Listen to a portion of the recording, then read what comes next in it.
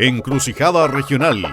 Diálogo, debate colaborativo, temas importantes estratégicos de la región, miradas técnicas, temas, energía, economía, salmonicultura y pesca, desarrollo antártico, educación, pensiones, COVID, turismo, cambio climático, cultura e identidad regional, obras públicas, riesgos naturales, medio ambiente, vivienda. Conduce Manuel José Correa, economista. Y Salvador Arambur, geólogo.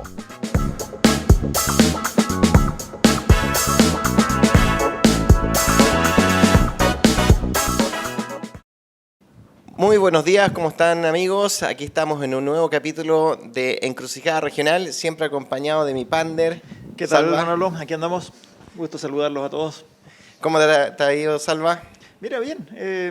Bueno, el clima esta semana ha estado mejor, así que bien, pudimos... Queda un mes de invierno. Bueno,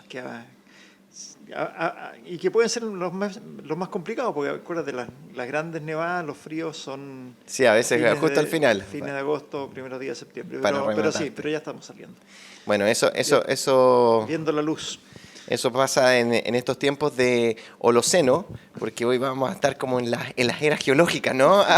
Así es. Porque estamos aquí con nuestra invitada, una gran amiga de nosotros, que es Paola Acuña, directora de El SECUA.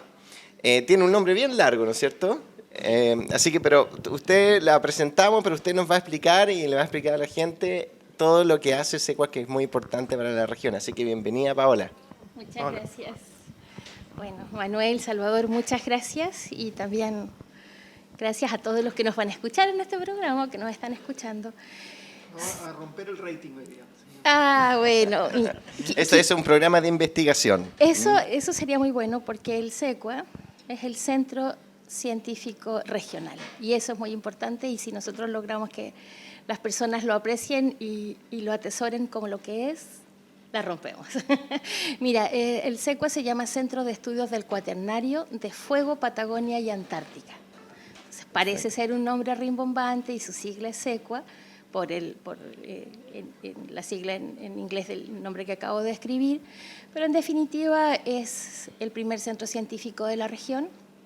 Ya vamos a explicar, si ustedes gustan, por qué fue creado, pero su nombre habla del periodo cuaternario, que es el periodo geológico de la Tierra en donde aparece el hombre y en donde el último periodo de la Tierra, el que estamos viviendo, y el periodo de las grandes glaciaciones. Y esas grandes glaciaciones son tan importantes y particulares para nuestra región que el avance y el retroceso de los glaciares, esas cicatrices de los glaciares, es la configuración de lo que es nuestra querida región de Magallanes. Y el SECUA lo que estudia humildemente son los ecosistemas y los recursos naturales bajo el prisma, es decir, posterior a este periodo fantástico de la Tierra de retroceso y avance de glaciares y configuración de nuestra región de Magallanes.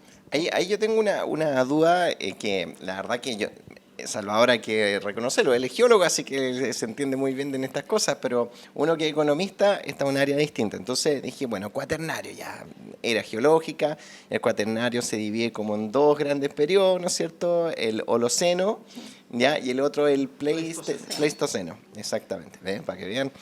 Y justamente, claro, el cuaternario son de los últimos 2,7 millones de años, ¿ya? Y el Holoceno vendría a ser los últimos casi 11.700, 12.000 años. Sí. 12.000 años. Y ahí, claro, yo lo encontré así como de prosa, de medio romántico el nombre, porque es el SECUA, Centro, ¿no es cierto?, de Estudios Cuaternarios de Fuego. De fuego, entonces... Fuego, Patagonia y Antártica, considerando las provincias de nuestra región. Claro, claro. Sí, pero es súper relevante. Permíteme hacer un comentario bien personal. Yo tengo el honor de pertenecer al directorio de SECUA. Y me encontré con una sorpresa cuando entré al directorio, porque francamente no lo conocía. Había estado bastante tiempo viviendo afuera, así que me había perdido un poco la primera etapa del crecimiento del SECUA.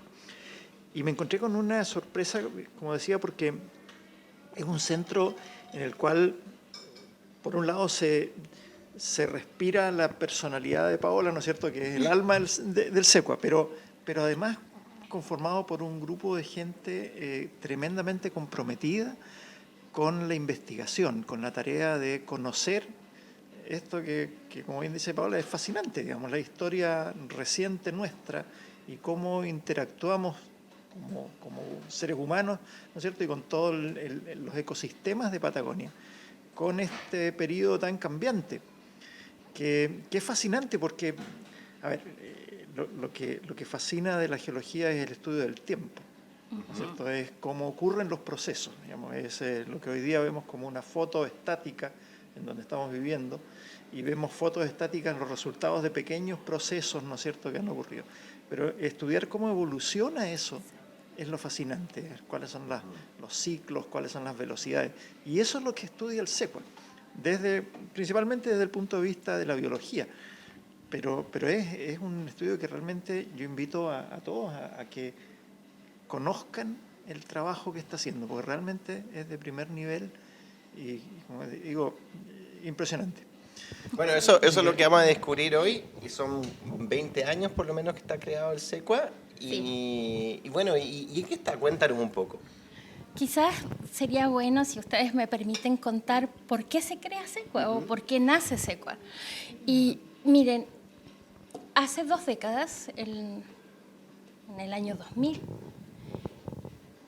la centralización de los investigadores chilenos estaban en Santiago. O sea, Santiago y un porcentaje menor entre lo que es Concepción y el Gran Biobío. Pero estamos hablando que alrededor del 95% de los investigadores chilenos se radicaban en Santiago y trabajaban en Santiago. Y por ende, o coincidentemente, el 93-96% de los recursos económicos a través de ANIT o a través de CONICIT en ese tiempo, o de Corfo, se destinaban a investigación, evidentemente, o sea, bueno, es obvio, en Santiago, ¿no? Y en esa década hubo algún tipo de gestiones que convencieron al expresidente Lagos de crear un programa de descentralización de la ciencia en Chile. Como en ese tiempo estábamos hablando mucho de regionalización, pero en realidad el concepto era descentralizar, ¿cierto? La ciencia también se podía descentralizar y habían muchos profesionales, yo entre ellos, que habíamos salido del país a hacer un posgrado, una maestría, un doctorado, con este ánimo y ganas de volver a nuestro país y a algunas regiones en particulares, pero ¿dónde volvíamos? Entonces nace y surge este programa en lo que era el CONICIT, la Comisión Nacional de Ciencia y Tecnología, y crea el programa regional. Y ese programa regional, una de sus áreas era crear centros de investigación regional, y la idea era que el gobierno nacional, a través de CONICIT, financiaba el 50% de la creación de un centro, pero el compromiso tenía que ser de la región. La región financiaba el otro 50% de la creación de estos centros. Por tanto, esto es muy importante, en un concurso nacional, cada región postulaba una iniciativa de centro de investigación. Entonces, yo siempre digo esto, o sea, Salvador me lo ha escuchado muchas veces, si en las regiones habían centros de investigación ya existentes, o universidades o centros, que eran buenos hermanos, se juntaban pues y proponían un nuevo centro. Nuestra región, fácil, porque estaba solamente la Universidad de Magallanes, el Instituto de Fomento Pesquero y el recién llegado INACH. Entonces, entre ellos, lo que hicieron fue proyectar qué actividades hacían ellos como sus instituciones y qué hacía falta. Y de ahí surge, en realidad debo decir que pensadores o investigadores con una mirada amplia, y dijeron, se crea el Centro de Estudios del Cuaternario. Y en ese tiempo la intendenta Maricucci apoyó la iniciativa, la región postuló el centro en la primera convocatoria nacional de creación de centros de investigación, y fue adjudicado la creación de SECUA, junto con otros 2 centros, en ese tiempo Arica, pero Arica solito, todavía no era Arica y Parinacota, y la región del Maule. en el andar, SECUA fue el primer centro que empezó a caminar y el que ha avanzado ininterrumpidamente. Por tanto, imagínate, desde el proyecto se postuló en 2001, en 2000, se adjudicó en 2001, empezó a funcionar en 2002. Bueno, el 13 de diciembre de este año cumplimos 21 años de funcionamiento ininterrumpido. Espectacular. Y cuéntanos, Paula, ¿qué líneas de investigación fueron las primeras que tomó el SECUA y cómo se financiaba en su origen? Bueno, el SECUA, yo en ese tiempo era muy joven, tenía varios años menos, 20 y tantos, 24, 25 años menos. Te van a sacar la casa. Ya me la sacaron, porque en definitiva yo recibí la invitación del maestro Anelio Aguayo. Anelio tenía un grupo, que era el grupo Mamíferos Marinos. Participábamos 3 jóvenes investigadores, Jorge Acevedo, Carlos Olavarría y quien habla. Y entonces era el grupo que postuló el Instituto Antártico. El IFOP tenía otro grupo de investigación en oceanografía y marea roja y la Universidad de Magallanes otros 7 u 8 grupos de investigación. Si se dan cuenta, era numeroso y cada área o cada grupo en ese tiempo tenía un líder investigador ya contratado o por el INACH o por el IFOP o por la universidad, y el resto éramos todos polluelos que nos estábamos terminando de doctorar, algunos maestrías y doctorados, y los que íbamos a conformar estos grupos. Entonces, en ese tiempo, Salvador, de inicio, éramos 13 grupos de investigación. 13 grupos. Grupos de investigación, desde poblamiento humano hasta oceanografía, marea roja, pasando por clima, mamíferos marinos, ventos, dendrocronología, paleocronología, 13 grupos de investigación. Importante, como éramos un ensayo, éramos el primer centro creado, que de hecho nos llamábamos un núcleo de investigación, porque fíjense qué interesante. Cuando esto se crea, las bases del concurso de creación nos obligaban, al tercer año de creado el centro debíamos tener personas jurídicas. Esto es súper interesante, porque los socios fundadores, que son entonces la UMAG, el IFOP, el INACH hasta cierto año, ellos ya no son parte de nuestro directorio, más el gobierno regional y CONICYT, los socios fundadores de SECUA, estos socios, en realidad, a quién el gobierno regional o el CONICYT, cómo podían transferir dineros a una entidad recién formada, no se podía. ¿Cómo? No puedes, ¿no? No era como ahora. No era como ahora. Entonces, no era para nada como ahora. Entonces, teníamos una unidad representante Tendría que que era... haber sido de Revolución Democrática, pero no existía en ese año. Teníamos, era la unidad representante... No me distraigas, Manuel. La unidad representante de este centro era la Universidad de Magallanes. Entonces, los 3 primeros años, como la universidad pues pública, con rol y toda la cosa, los dineros le llegaban a ella, los dineros del CONICYT y del gobierno regional para el funcionamiento de SECUA. Pero al tercer año, religiosamente, antes de cumpliendo los 3 años, nos transformamos solamente en figura legal en Fundación SECUA, de esas fundaciones antiguas, de aquellas. De las fundaciones en serio. De verdad. De las fundaciones, sí, sabes que en realidad es un poco... Da mucha rabia y es vergonzosa la situación actual cuando uno piensa en una fundación regional, de corazón regional y por todas las que hemos pasado, precisamente por ser, ya por vamos a entrar a ese sí. de ahí me Voy a gustaría... reservar poner el dedo en la herida. Bueno, pero les sigo contando por la Sí, pregunta de Salvador. Entonces, bueno, se crean esta fundación ya, pero como éramos la primera, o a las primeras, nos tocó, ponte tú, entregar informes mensuales, semestrales y anuales. Entonces, nos evaluaban tanto la productividad como el gasto, Y al 5.º año hubo una evaluación general, porque este era un programa de 10 años, y esa evaluación general, con pares científicos internacionales, anónimos, lo que hacían era evaluar al investigador, a su grupo de trabajo y al SECUA. Y esa evaluación lo que dijo fue, el centro continúa, tiene proyección. ¿Cuáles eran los productos del SECUA? ¿Qué es lo que, qué es lo que produce? Ya, eso es muy interesante. Pero déjame terminar esta idea. Dale. Mira, en el SECUA podía seguir, porque tenía proyección. Algunos grupos de investigación, definitivamente ninguno continúa. Eso también es importante tenerlo en retina. Muchos grupos de la Universidad de Magallanes no continuaron, pero fue por una evaluación de pares externos. Y luego hubo grupos que sí siguieron y algunos investigadores de los grupos que no seguían que sí tenían una buena productividad. Por tanto, se conformaron, Salvador, llegué a tu respuesta, 3 líneas de investigación, que era poblamiento humano, dendro y paleo, y ecosistema. Nosotros nos transformamos de mamíferos marinos en ecosistemas de recursos acuáticos y así incluimos a gente de eventos, gente de climatología, se reunió. Entonces eran esas 3 líneas de investigación. Tu pregunta es súper interesante porque los productos que se nos pedían particularmente eran artículos científicos EASY. Cuéntanos qué significa eso. Entonces, el EASY después lo llevamos a artículos de corriente principal.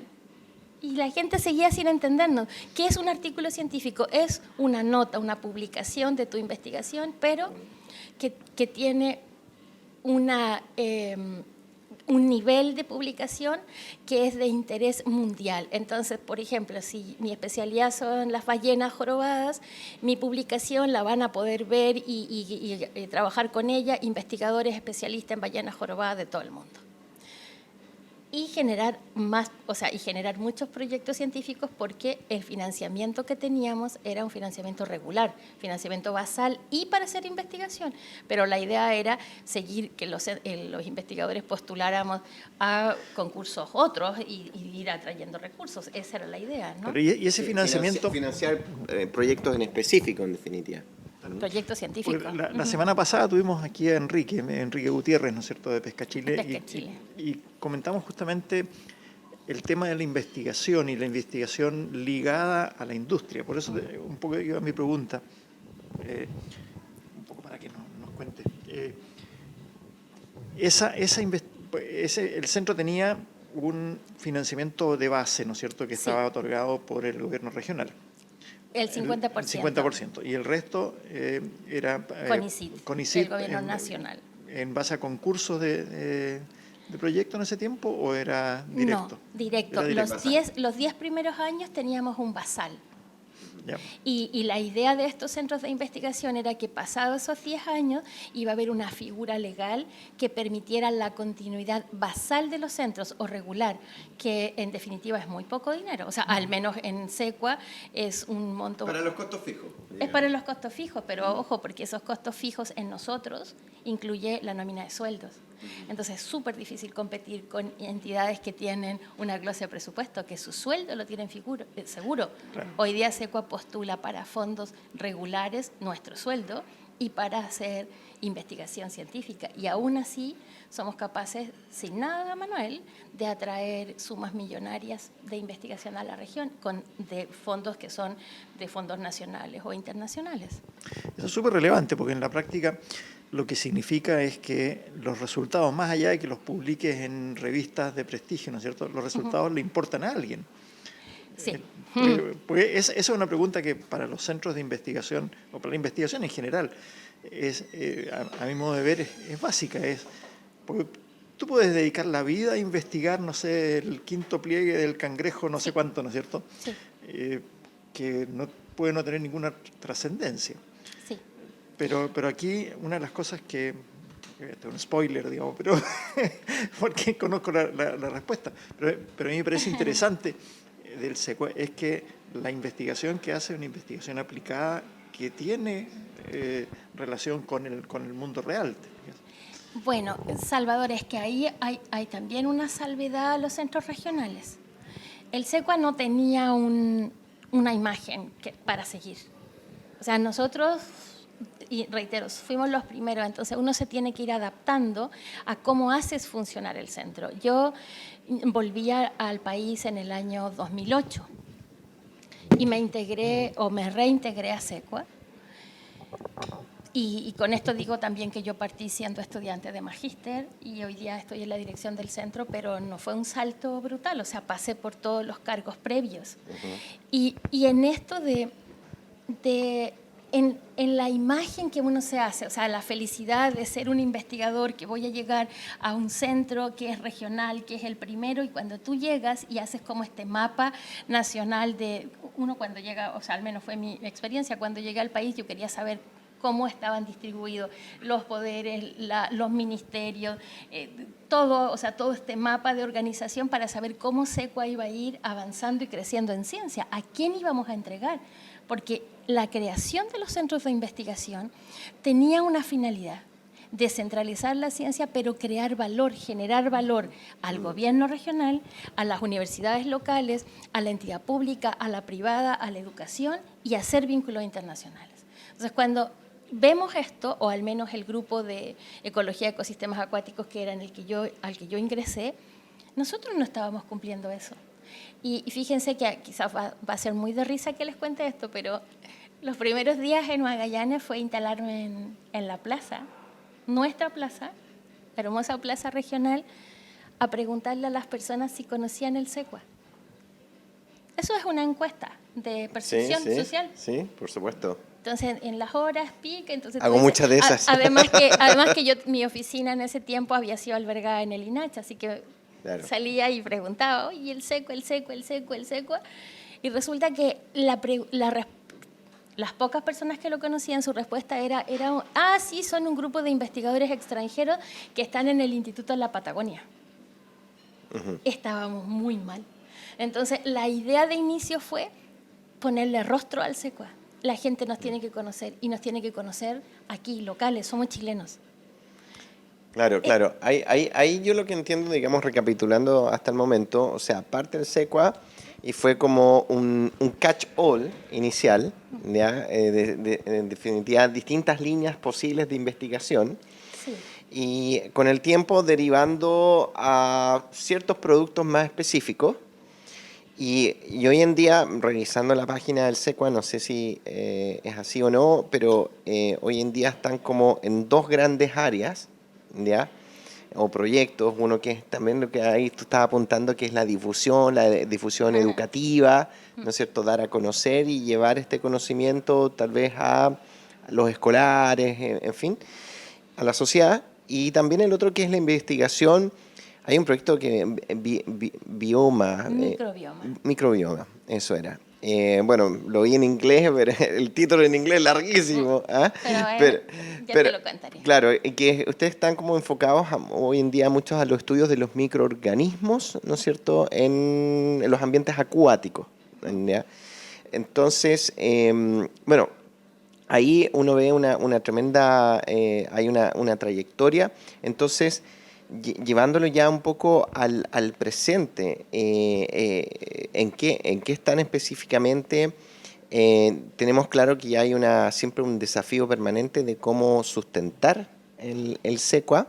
Entonces, sería súper interesante decirnos qué nos está faltando y si finalmente en la región también se está valorando todo lo que está haciendo el SECUA. ¿Y qué podríamos hacer también para mejorar eso? Bueno, mira, como para hacer el cuento corto y terminar un poco la historia, el SECUA continuó después de los 10 años de financiamiento regular, sin financiamiento regular. O sea, hemos seguido a pulso, como dije antes, generando proyectos para financiamiento y para investigación. Salimos de la Universidad de Magallanes, vivimos en casas rentadas, una que es la sede principal, y la otra que es el laboratorio, que yo pienso que es de las cosas más valiosas, materiales más valiosas que tiene SECUA, porque quizás, y coincido con Salvador, lo más valioso es el espíritu de la investigación que el centro tiene, el equipo de investigadores y funcionarios. Y llevamos 20 años. Hace un tiempo atrás un consejero regional, hace poco me preguntó, Paula, ¿y cómo?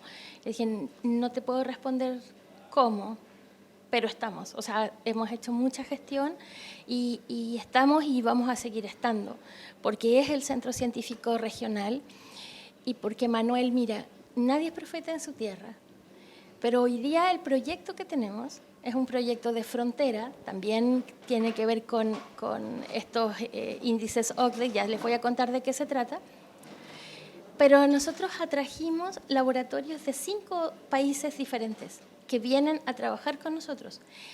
Es muy diferente a que vengan a buscar muestras o que nosotros le hagamos la pega. Estos investigadores vienen a Magallanes y trabajan con nosotros. Nosotros somos la sede. Sus estudiantes nacionales y extranjeros llegan a SECUA.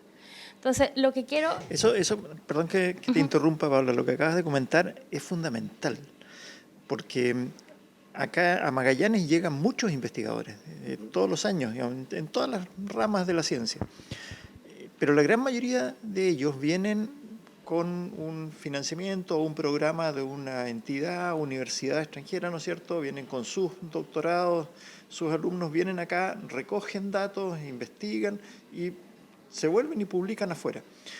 Claro, ¿es bueno la difusión científica? Sí, siempre es buena, ¿no es cierto? Siempre es bueno aumentar el conocimiento. Sí. Pero esa no es ciencia que se haga acá. Esa ciencia que se hace afuera, digamos. O sea, la gracia de lo que hace el SECUA es que hace la ciencia acá, con temas que son de acá. Y encima, y ahí, por favor, sigue contándonos lo que están haciendo, porque el proyecto del microbioma es una maravilla. Es realmente de primer nivel mundial. Mira, antes que eso, y en relación a la primera pregunta de Manuel, lo que viste en nuestra página, el SECUA tuvo una crítica fuerte hace algunos años, porque para ser un centro de la región y cumplir con los propósitos de creación... Bueno, mira, aquí llegó algo que vale la pena interrumpirte, digamos, Paola, porque llegó nuestra tablita aquí en nuestro... Muchas gracias. Estamos acá en el restaurante Yecus, que semana a semana nos acoge, ¿no es cierto, Salva? Así es, y nos trae nuestra tabla regalona. Porque... De microbioma, aquí vamos a comer unos marisquitos. Sí, ahí la tablita con ostiones, con camarones, las papitas, muy rico todo. Así que, Paola, cuando quieras te puedes servir. Y invitamos siempre a la gente a venga a conocer al Yecus, es que no ha venido antes. El restaurante está abierto permanentemente, lo atenderán muy bien y la verdad que también la carta es bien amplia, así que se lo aconsejamos. Muy bueno. En O'Higgins, ¿no? O'Higgins, casi Pedro Montt. Exactamente. Nos vemos en Yecus. Oye. Bueno, muchas gracias a Yecus, se ve muy apetitoso. Les sigo comentando, mira, lo que SECUA hizo fue rápidamente contarles, proyectarnos en las 4 provincias y en las 10 comunas. Y hablar mucho con las personas, con el ciudadano.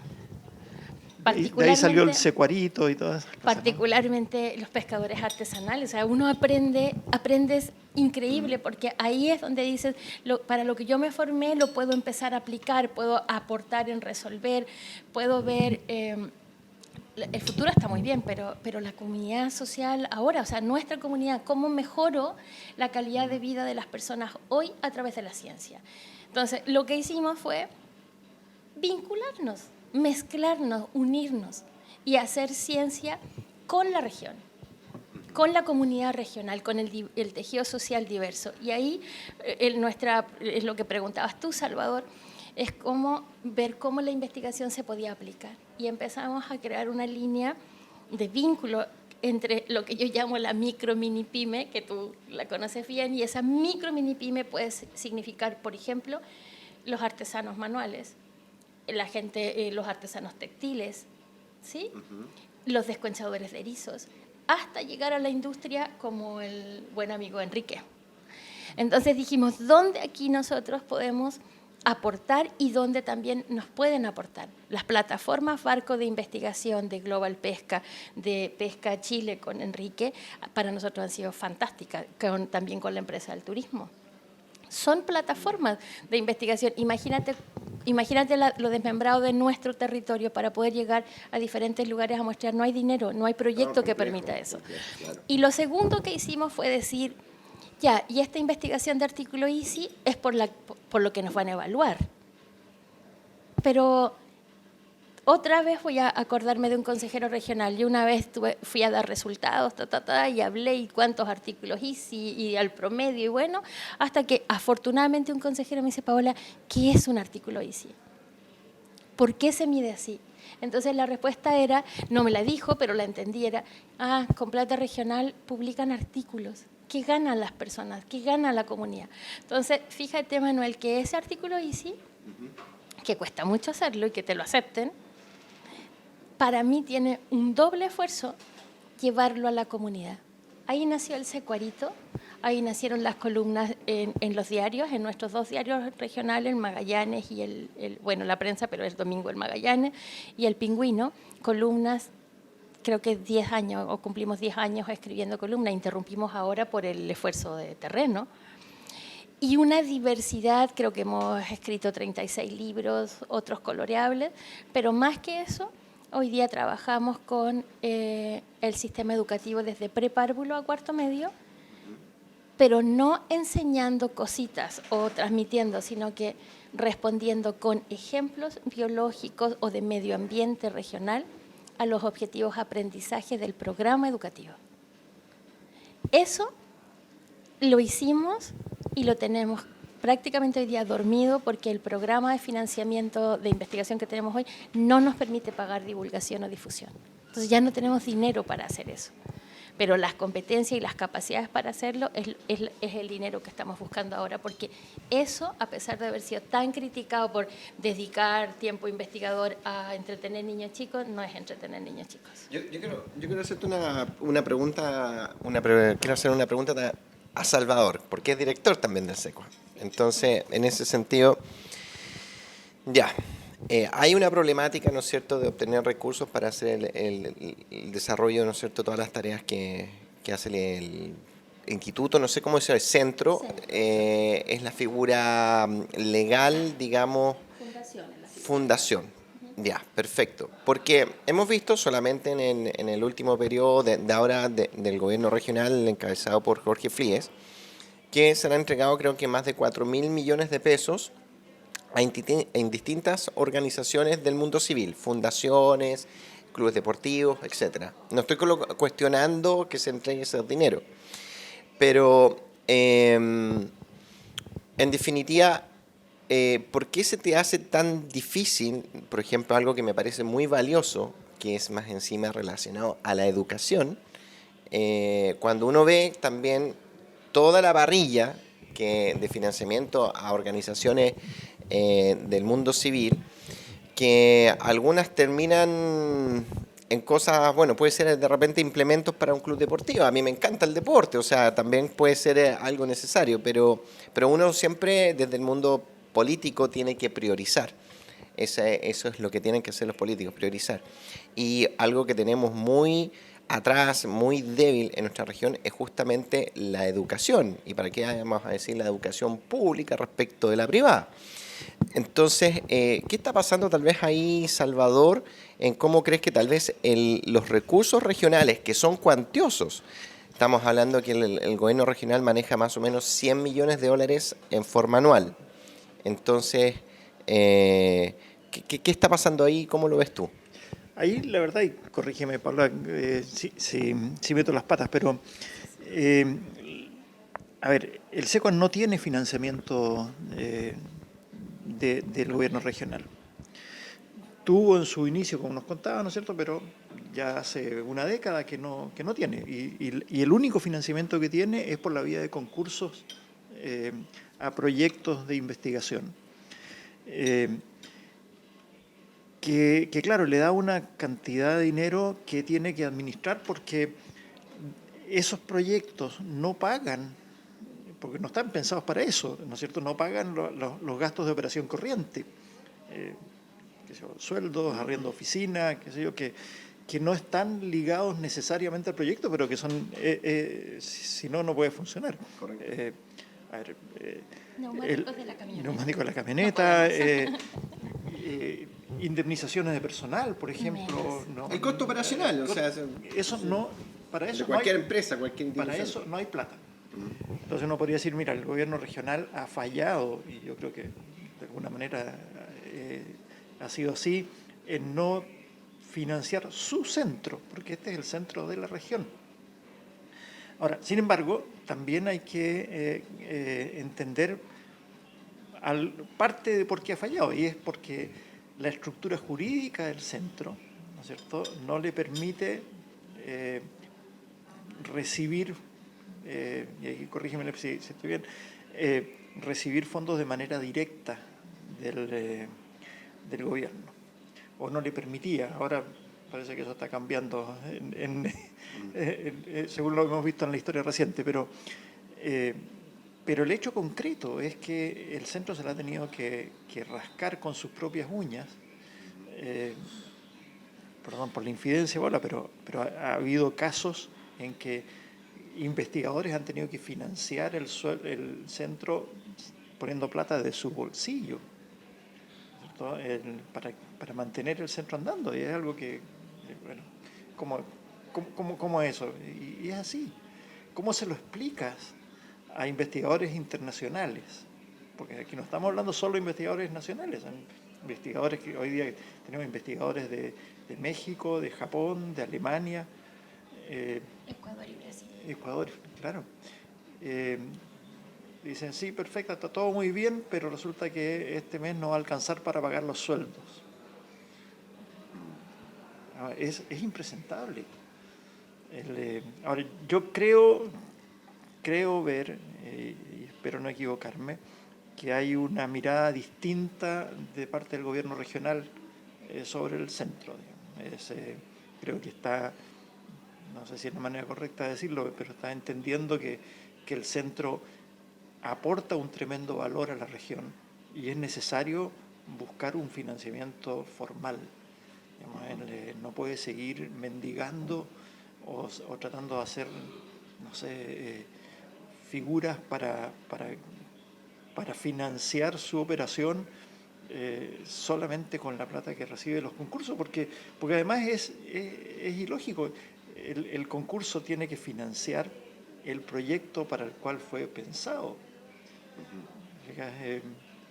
Entonces, hoy día quizá el centro hace algunas prestaciones de servicio y con eso logra financiar alguna parte de su operación también. Pero claro, no se puede transformar en un prestador de servicio porque desvirtúa la parte de investigación. O sea, o es una cosa o es otra. No sé, es una situación compleja. No sé, tú lo tienes más claro, Paola, pero... Estabas hablando y se me estaban pasando los últimos 15 años quizás. Bueno, sí, es como Salvador lo plantea. Yo quiero rescatar que algo que para mí es muy valioso y para mí, estoy hablando por el resto, por todo el equipo de SECUA. El Consejo Regional de Magallanes, yo sí lo reconozco un agradecimiento público, doy un agradecimiento público porque a través de todos los años desde la creación de SECUA hemos tenido un apoyo prácticamente unánime y transversal. Eso es súper importante.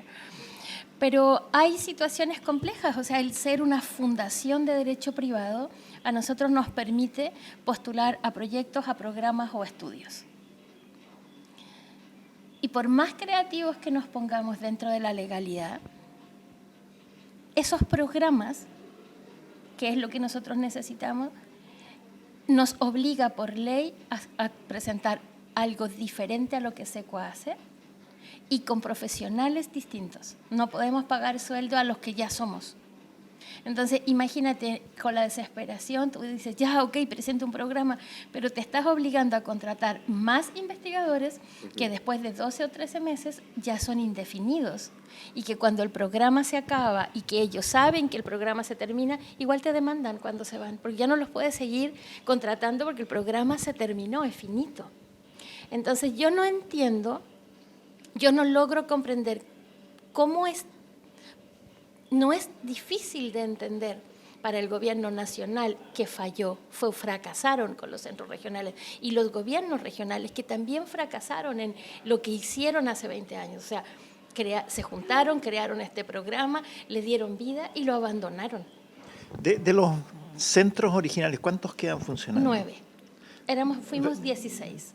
Hay funcionando 9, los 9 creativamente, o sea, cada director de centro se entiende con su gobierno regional y ve más o menos los malabares que cada región se permite hacer para transferir dineros. En el caso de SECUA, nunca hemos tenido ni transferencias directas ni nada de esto desde hace... nosotros después de los 10 años tuvimos solo un programa. Y ese programa fue muy complejo porque lo que acabo de decir, o sea, tuvimos que incluir a nuevos profesionales y el otro 50%, los que somos antiguos en el centro, mantenernos con otro proyecto. Pero de ahí en fuera ya no hemos tenido otro programa de gobierno regional, precisamente por lo que digo, porque legalmente no respondemos a lo estricto para nosotros, para esta fundación, lo estricto que puede ser una transferencia de dinero. O una transferencia financiera, pero honestamente todas las voluntades que puedan haber hoy día para ayudarnos no responden a lo que hoy se requiere. Tú dijiste algo muy importante, Salvador. Yo creo que nosotros, este centro y los centros de investigación en Chile, los investigadores que ya pasamos los 50 años de edad, no estamos para estar chaucheando. O sea, ya nos probaron, ya nos evaluaron, ya estamos aportando. Y hoy día lo que hacemos es mendigar dinero para hacer ciencia. Claro. A mí me llama la atención varias cosas. Obviamente tenía una idea por haber conversado en algún momento distintas oportunidades con ustedes, pero me llama siempre la atención y es una crítica ya mucho más general, que esto sucede en otros campos. En definitiva, que el sector público que impulsa de repente proyectos, ya, pero a veces cambia un gobierno y ya cambia, ¿no es cierto?, las prioridades, no se le da continuidad y en definitiva las políticas públicas que debiesen ser de largo plazo, las que son de fondo, no tienen continuidad y ahí se van perdiendo.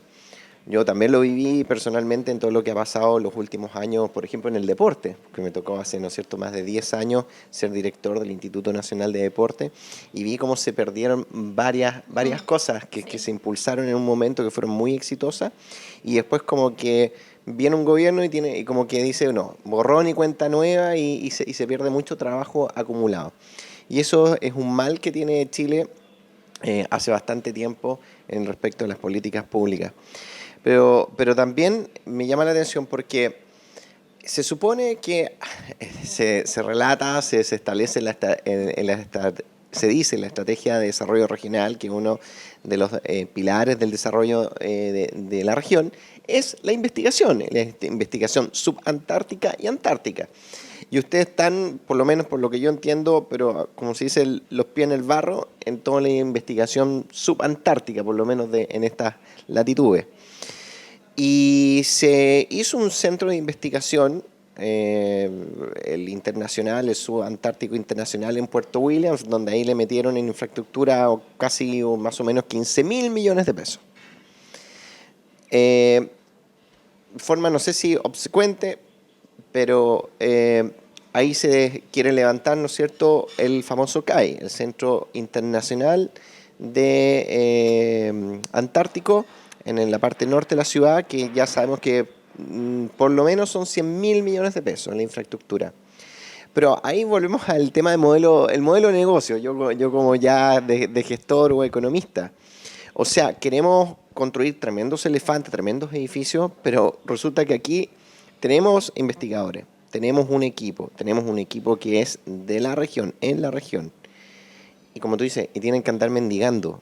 Pero no queremos construir el Spire State, ¿no es cierto? Rascacielos pero no le pagamos el sueldo a los obreros, por decirlo así. ¿Ya? Entonces es un sinsentido, o sea, tenemos un grave problema en cómo se están pensando las políticas públicas en nuestro gobierno regional y bueno, en el nacional creo que algo ha avanzado porque tenía el CONICYT, derivó a un ministerio de ciencia. Ahí nos puedes contar si eso ha provocado alguna mejora en el desarrollo de la ciencia también en el país. Creo que te dije varias cosas, no me voy a alargar más, pero creo que hay hartas cosas por conversar. Sí, mira,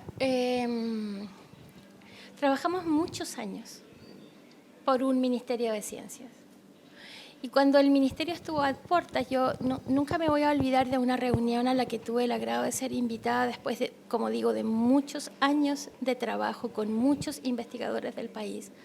y que para nosotros, imagínate estar yendo a Santiago por lo menos 1 o 2 veces al mes durante 1 año y medio con todas estas conversaciones previas y trabajos y mesas para ir opinando en cuanto a la creación de un ministerio. Y cuando ya llegó la propuesta a la presidencia de la República, en ese tiempo, periodo de la expresidenta Bachelet, nunca me voy a acordar de su frase. Ella estuvo no agradada con la respuesta de la comisión que habían conformado, una comisión de expertos. Por supuesto, yo ya había criticado la comisión porque en esa comisión, que me parece que eran 32 personas, habían 2 regionales. Y esa comisión llegó con una propuesta de desarrollo científico, pero doble, o sea, no llegaron a acuerdo. Entonces, en ese tiempo Bachelet les respondió, si entre ustedes no se pusieron de acuerdo, que son 30 y tantos, o sea, bueno, dijo, pero al menos en este gobierno, que era Bachelet 2, me entregaron 2 propuestas, en el anterior me entregaron 3.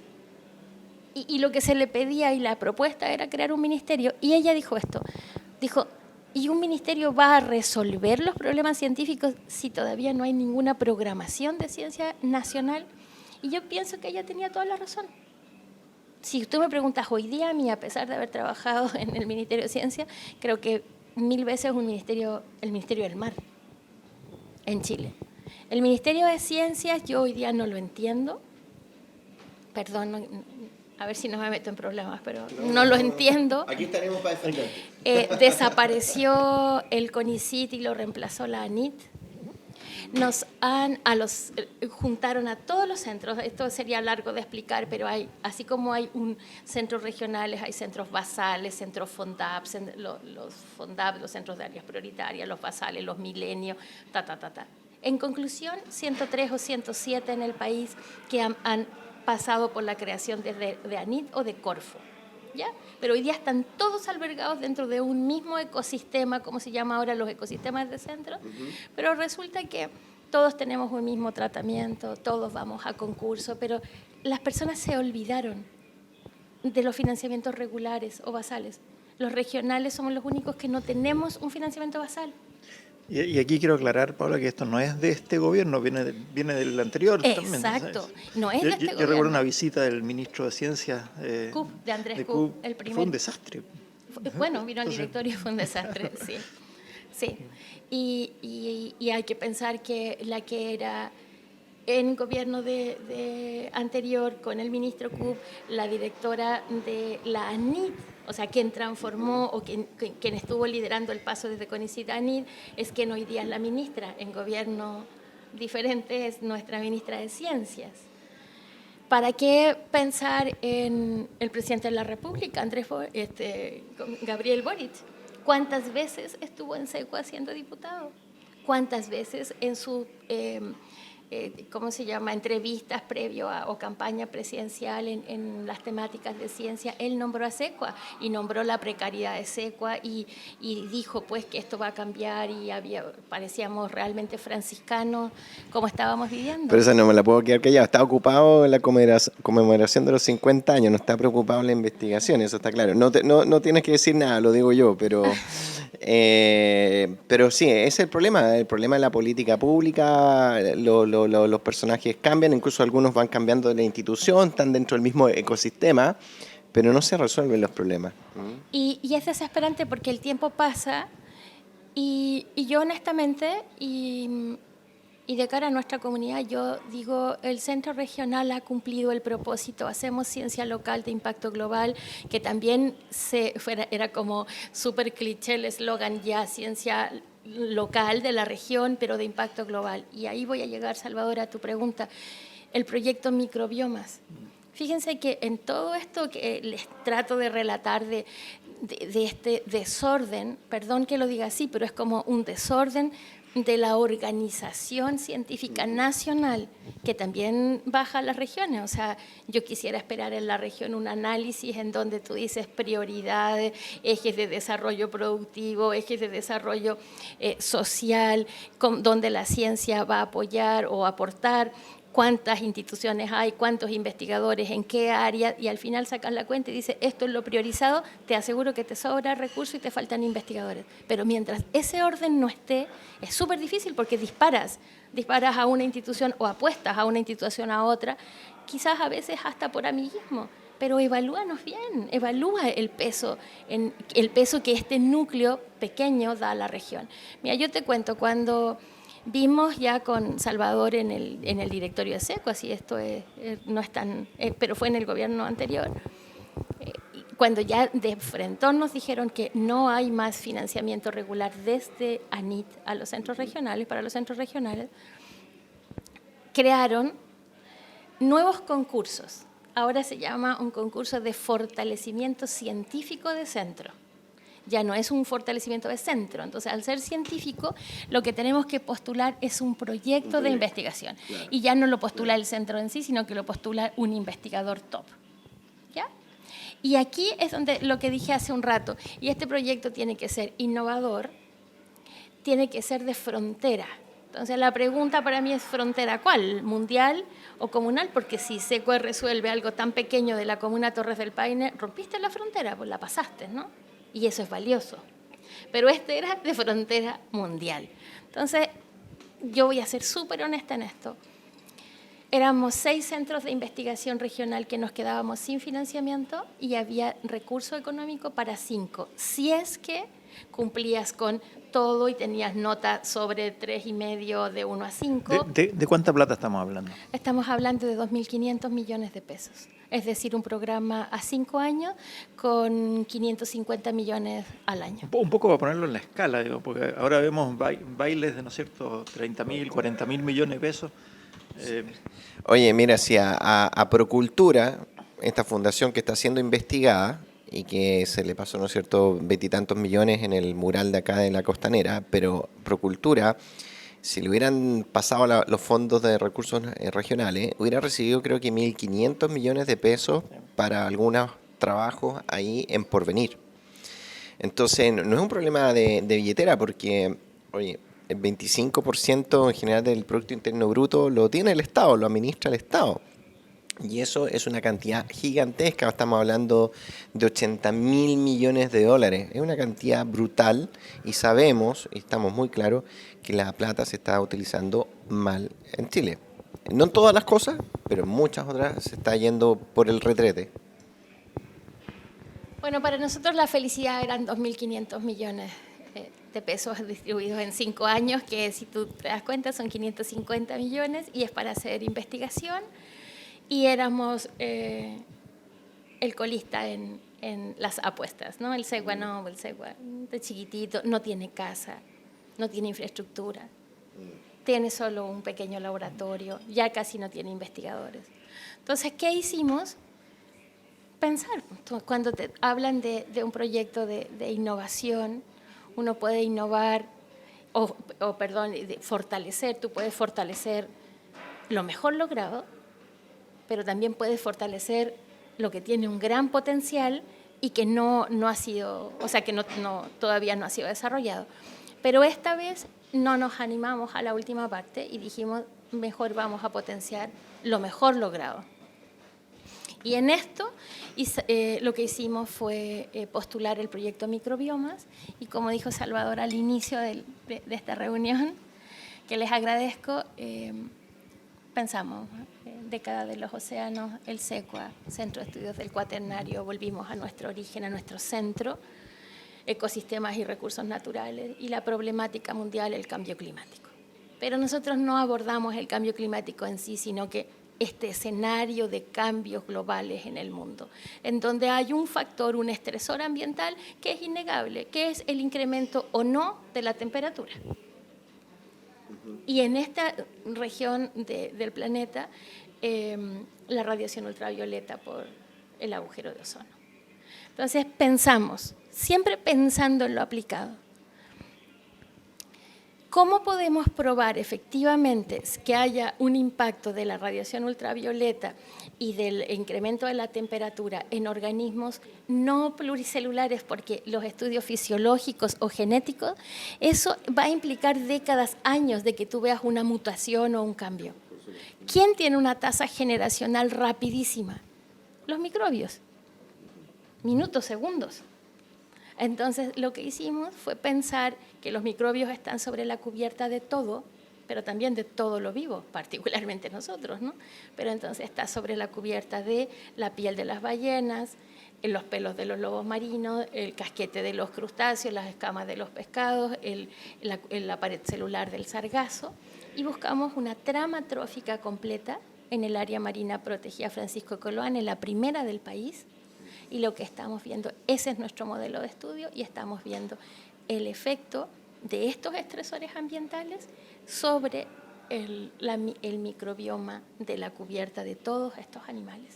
Entonces, fíjate, hacemos microbioma, que es la caracterización de los microbios, microbiota, ver el cúmulo de genes que tienen todos estos microbios, transcriptómica, es decir, cuáles de estos genes están activos y cuáles de esos genes cambian con el incremento de la temperatura, y la metatranscriptómica de la comunidad en general.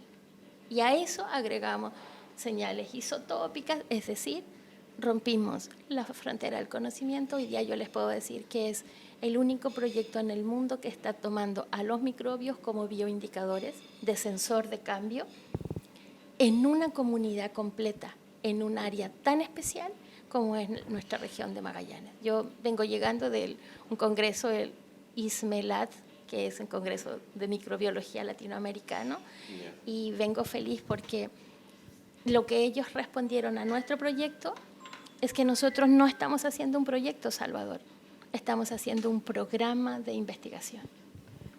Entre las especies que incluimos está la ballena jorobada, respondiendo a tu pregunta de subantártico y antártico, y en esa especie migratoria de alta migración estamos trabajando con las ballenas que parten en Ecuador, zonas tropicales donde se reproducen, hasta las que llegan aquí a Francisco Coloane a alimentarse y las que siguen rumbo a la Antártica para alimentarse allí también. Entonces, el proyecto es gigante y sigue creciendo. Como tú dijiste, incluye investigadores de 6 o 7 países y al menos ya de 3 universidades del país. Interesante. Y sin necesidad de un centro antártico ni nada, ¿te fijas? Porque, volviendo un poco, la dejaste picando recién. Era la idea. El centro antártico, ¿no es cierto?, es un edificio fantástico, digamos, desde el punto de vista arquitectónico, una maravilla. El punto es, la pregunta hay que hacerse, bueno, ¿eso va a servir para hacer ciencia o no? ¿Te fijas? Claro, si está ahí, probablemente sea bueno usarlo, pero ¿justifica eso el gasto? Teniendo ejemplos concretos de investigación al más alto nivel mundial, como el que nos cuenta Paola, que funciona con 500 millones al año, o sea, Incluyendo los sueldos. Todo. Entonces son órdenes de magnitud distintas, y demuestra que para hacer un trabajo de primer nivel no necesitas una fortuna, no necesitas una tremenda infraestructura. Si lo tienes, genial, mejor, te fijas, es ideal, pero no es eso lo que hace falta. Lo que hace falta es tener las ganas, tener la voluntad, tener la iniciativa. Y eso es lo que yo rescato, quizá viene medio de cerca, digamos, al seco lo he aprendido a querer, digamos, pero lo rescato porque es un tremendo valor. Lo que está haciendo Paola, lo que están haciendo la gente del centro es a otro nivel. Y es una lástima que en Magallanes no se conozca. No, sí, me queda clarísimo. Y sigo preguntándome qué estará pasando ahí en Puerto Williams con esa infraestructura. ¿Qué estará pasando? Porque uno no se entera. Yo por lo menos no me entero. No salen las noticias. Y uno diría, bueno, ¿qué investigación se está realizando y ocupando esa infraestructura? ¿Cuáles son los científicos que están habitando, por decirlo ahí? Ahí el problema, Manuel, es otro. Ojalá se esté ocupando. ¿Y por qué no invitaron a SECO a ser parte de todo esto? Da lo mismo, pero el problema es más grave que eso. No nos quedemos en la anécdota, ¿no es cierto?, de si se ocupa o no se ocupa. El tema es lo que hablábamos antes. Tratemos de que se ocupe para hacer ciencia acá. no para que sea un albergue de científicos de afuera, ¿no es cierto? Porque lo van a usar probablemente, y no sé cómo será su modelo de negocio, porque a ver, si tienes una universidad, no sé, Pensilvania, ¿no es cierto? Bien, probablemente tendrá un proyecto en la Antártica, en aguas subantárticas, lo que fuere. Los laboratorios los tienen allá, digamos, ¿por qué los va a traer acá? Digamos, acá va a venir un viejo con un bote a juntar muestras, se llevará un par de pescados, una centolla, ¿no es cierto? A lo más los va a copiar en alguna parte y los despacha de vuelta a su laboratorio. Ese es el mundo real. Lo que tenemos que hacer es lo que hace SECO aquí, que ha demostrado que lo puede hacer sin necesidad de una tremenda infraestructura. Que, insisto, si la tuviera sería genial, podría ser quizás mucho más, si tuviera más financiamiento también, pero eso demuestra que el tener un centro, ¿no es cierto?, no es lo que determina que se pueda o no hacer el trabajo. Entonces ahí es donde nos equivocamos.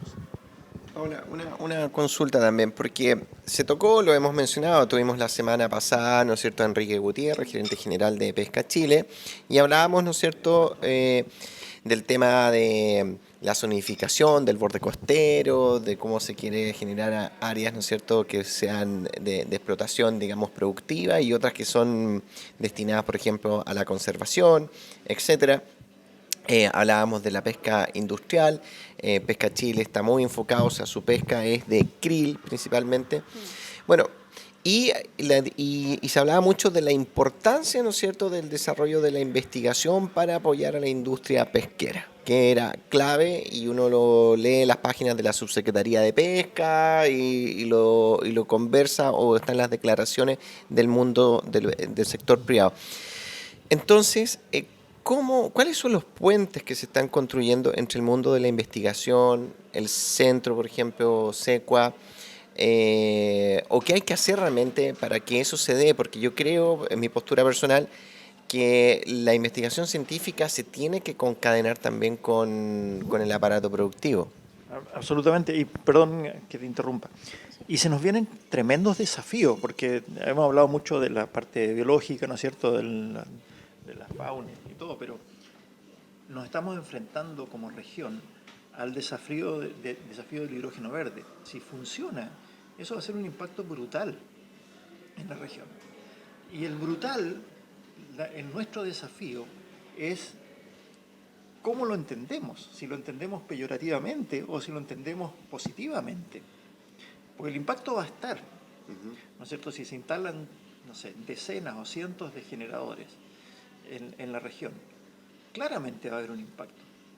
Ahora, ¿cómo procuramos que ese impacto sea un impacto beneficioso para la región? ¿Cierto? Quizás va a haber algún sacrificio ambiental en alguna parte, puede ser, pero lo que tenemos que procurar siempre es cuál es el trade-off, a cambio de qué es lo que ganamos como región. ¿Estamos dispuestos a hacer ese tipo de sacrificios? ¿Cómo los medimos? ¿Cómo los podemos medir nosotros? Y ahí es donde hacen falta los centros nuestros. Sí, bueno, son muchas preguntas y súper interesante. Vamos a tener que resumirla al máximo porque Ah, estamos ya ya no sin me tiempo. toco. Estamos Ya, sin tiempo, mira, así que a ver, vamos al hueso. Lo primero, eso sería muy bueno. Lo primero es, voy a hablar en forma personal. Correcto. Nunca he entendido y no comparto esta diferencia de que o conservación o inversión productiva. Eso yo no lo voy a entender nunca porque eso es un error. Nosotros, los científicos, tenemos que aportar a la comunidad para conservar los ecosistemas, porque si no hay conservación no puede haber inversión productiva. El empresario, pensando siempre bien, porque no tengo motivos para pensar mal de una empresa en este momento, no se me ocurre, hay algunas, pero pensemos en la generalidad, ellos tienen una inversión de capital gigante en su industria. Entonces, serán poco inteligentes como para, bueno, esto, perdón la frase, pero matar la gallina de los huevos de oro. O sea, en definitiva, ellos necesitan que su inversión productiva crezca. Por tanto, ellos deberían pensar y piensan, muchos de ellos con quien nosotros hemos aportado, en que el impacto de su industria, de su empresa, sea el menor. Y lo que nosotros tenemos que hacer como científicos es aportar con datos objetivos científicos. Nosotros no tomamos las decisiones, el científico no toma la decisión. Nosotros tenemos que generar información fidedigna, confiable, que nos permita conservar los ecosistemas y los recursos naturales para que las políticas públicas pongan límites y la empresa cumple esos límites y además se autorregule. Ahora, la empresa también tiene que aportar a la ciencia. Y casos como el de Pesca Chile con Enrique Gutiérrez, oye, es fantástico, porque a ellos buscan investigación. Lamentablemente en nosotros que no hemos logrado tener un proyecto que nos permita terminar la investigación, porque la investigación también cuesta. Entonces ellos nos están poniendo muestras, la plataforma es su barco, pero hay que hacer ensayos de laboratorio que cuestan. Esa es la dificultad. SECUA podría hacer hoy día 3 o 4 programas de investigación gigantes, pero no tenemos financiamiento regular y no tenemos infraestructura para hacerlo. Lo que no significa que estamos detenidos, por el contrario, seguimos avanzando a medida de lo que se puede. Ahora, en tus preguntas, esto el hidrógeno verde es un tema grande, porque las preguntas son muchas, o sea, ¿qué ganamos? ¿Qué gana la región primero? ¿Qué gana el país? ¿Cuál va a ser el aporte o la disminución a la matriz energética regional o a la matriz energética nacional? ¿Cuáles van a ser los impactos? Y lo más importante, la comunidad local, nuestra gente, sí, nuestro tejido ¿cómo se social. capitaliza? ¿Cómo capitalizan ellos? Hay un concurso abierto, bueno, tú sabías, lo había comentado a los directores de SECUA, que es precisamente para las líneas bases territoriales, particularmente con el hidrógeno verde. SECUA tiene muchas líneas bases desarrolladas, por tanto, somos súper pertinentes al concurso. La semana pasada tuvimos que desistir. No vamos a poder postular, Salvador. ¿Por qué? Porque la boleta de garantía vale 25 millones de pesos y SECUA no los tiene. Ese es el motivo. Para poder, y porque no es aplicable, si te adjudicas el proyecto, no lo puedes, entonces son unas bases bien raras también, ¿no? No sé, ¿cuál otra pregunta me no, la verdad que mira, a ver, Pau, lamentablemente, Salva, no nos queda más tiempo, nos hemos pasado, hemos hecho un programa un poquito más largo hoy, pero valió la pena, se nos quedan 10.000 cosas en el tintero, ¿ya? Pero la verdad que no puedo negar que me voy como indignado, ¿ah? de la situación, porque uno entiende cómo funcionan estas cosas, cómo funciona el aparato público y bueno, la verdad que sabemos que tenemos malos pianistas. Tenemos un piano que hay que afinarlo, pero tenemos malos pianistas a veces en los cargos. Pero tenemos que despedirnos, lamentablemente tenemos que irnos.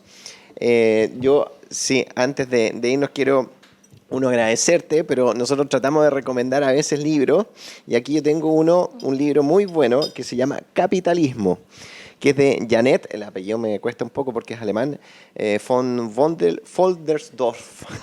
Te insiste en traer libros de economistas. Sí, no, bueno, el economista, pero es muy entretenido porque aquí hay psicología, hay de todo, y incluso en los primeros capítulos habla del tema del narcisismo, que es algo que estamos viendo tan fuerte expresado hoy en nuestro país.